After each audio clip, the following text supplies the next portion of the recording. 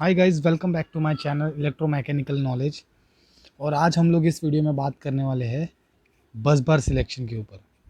So guys, basically मुझे बहुत लोग ने पूछा था पहले वीडियो में कि हमें अगर सर पैनल में कोई बस बार सिलेक्ट करना है तो उसका कैलकुलेशन कैसे होता है एंड बस बार कितने लगते हैं एंड कैसे बेसिकली इस पूरे चीज़ का कैलकुलेशन करते हैं सो दैट हम बस बार पैनल में प्लेस कर पाए।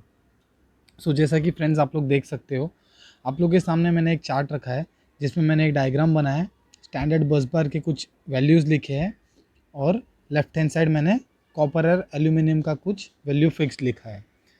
सो गाइज, ये डायग्राम है एक बस बार का जो कि मैंने आपके सामने ड्रॉ किया है एंड उसका लोअर साइड आप देख सकते हो विथ मैंने डिनोट किया है एंड राइट हैंड साइड मैंने थिकनेस डिनोट किया है। सो जो एक स्टैंडर्ड बस बार होता है वो ये स्टैंडर्ड वैल्यूज़ में आता है 20/6, 20/10, 30/10, 40/10 एंड 63/10। जो हम लोग इसका थिकनेस कंसिडर करते हैं वो एक फिक्स्ड है जो कि है 10 mm। यहाँ पे मैंने लिख दिया है थिकनेस इसका फिक्स्ड है जो कि हमारे पास होता है 10 mm।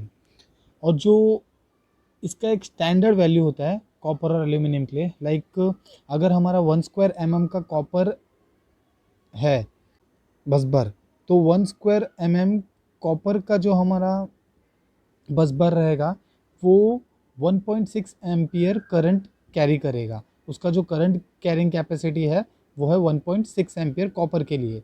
और एल्यूमिनियम में सेम हमारा जो उसका करंट कैरिंग कैपेसिटी रहेगा वो होगा 0.7 से 0.8 के बीच में, बट मैं यहाँ पे 0.8 एम्पियर कंसिडर कर रहा हूँ एल्यूमिनियम के लिए।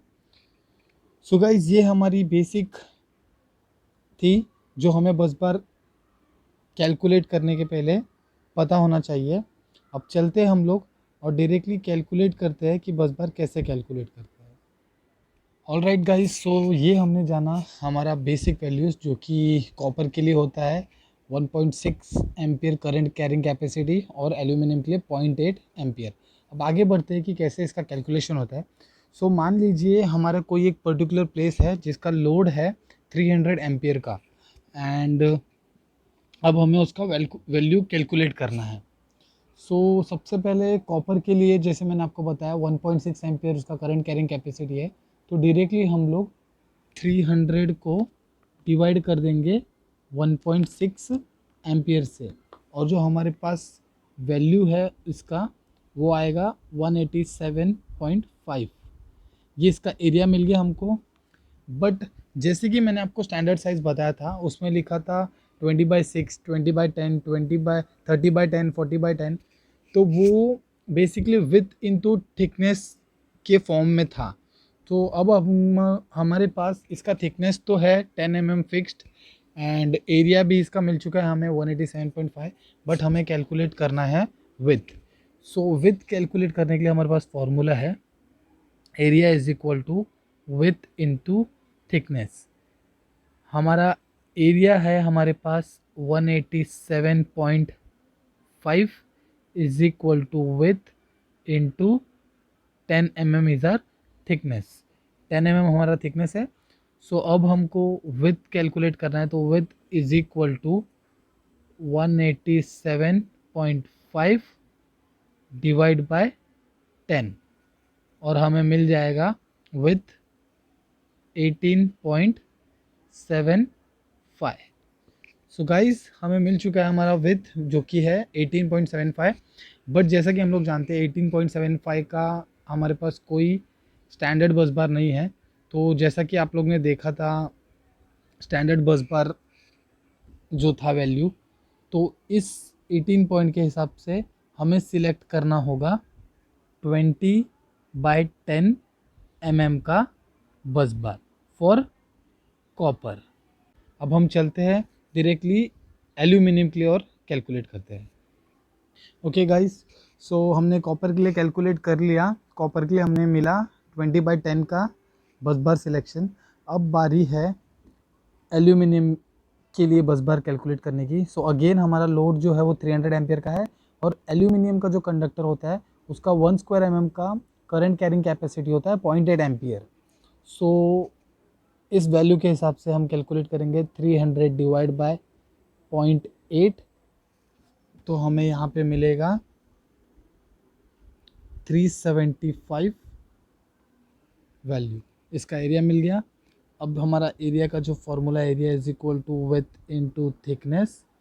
एरिया है 375 is equal to width into 10, तो हमें विथ मिल जाएगा। Width is equal to 375 divide by 10 is equal to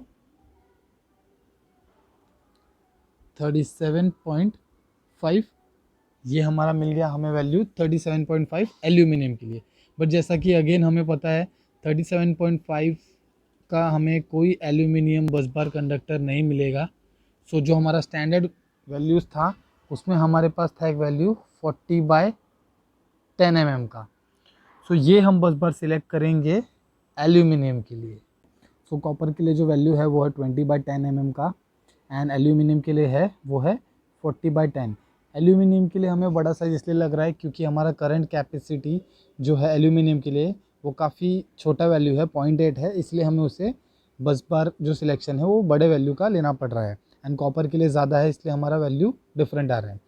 so guys ये तो वैल्यू हो गया हमारा एक पर्टिकुलर बस बार के लिए।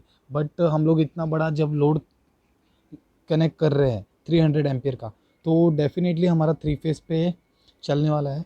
सो तीनों फेज़ के लिए हमें बस बार निकालना होता है। तो ये सिर्फ एक सिंगल बस बार के लिए था, तो ये सेम वैल्यूज़ का हमें 3 फेज़ के लिए 3 बस बार लगेंगे फॉर पावर डिस्ट्रीब्यूशन।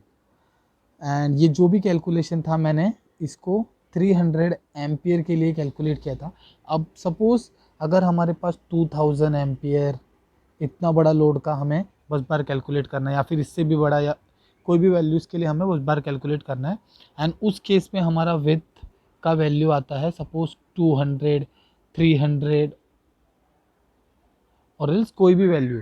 तो हम कैसे मतलब बस बार सिलेक्ट करेंगे? इतने बड़े विथ का हम लोग कैसे बस बार लेंगे और पैनल में उसे कनेक्ट करेंगे? काफ़ी ज़्यादा उसमें प्रॉब्लम होगी या फिर पैनल का साइज़ भी बढ़ जाएगा।